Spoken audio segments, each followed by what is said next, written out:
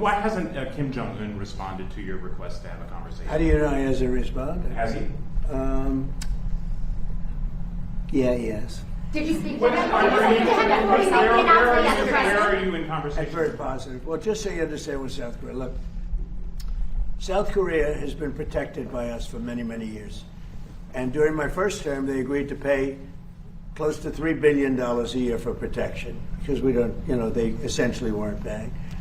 And I asked them to do that at my request. I said, not right. They weren't happy about it, but they agreed. I asked for $10 billion, and they were very unhappy.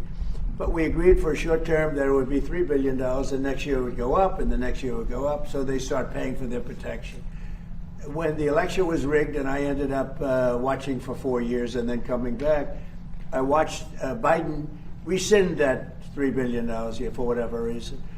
When I called recently the president of South Korea, who I think he's very nice actually, but I called him, I said, would you like to give us a little hand? We don't need help with Iran, but if you'd like, give us a hand with Iran. He said, no thanks.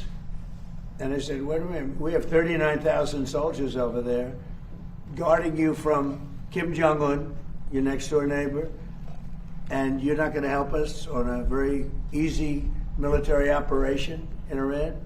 That's strange. No, we'd rather not get involved. I say, well, why are we involved in helping you? So, and I want to help them, but when you ask somebody, would you like to give us a hand, and they say, no thanks, and then we're guarding them from a country and paying ourselves billions of dollars, it's costing us billions and billions of dollars to protect not only them, but other countries. Look at NATO. We spend hundreds of billions of dollars protecting Europe from Russia.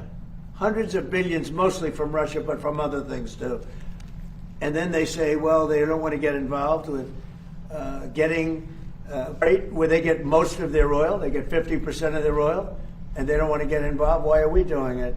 So all I want is fairness. And South Korea, I get along with them very well, but they were paying $3 billion a year, and then they convinced Biden that I was probably a bad person and they shouldn't, and he immediately rescinded that order. So we were getting paid. We would have been getting paid a lot more, but we can't go around and protect all of these countries, especially when they're not there to help us.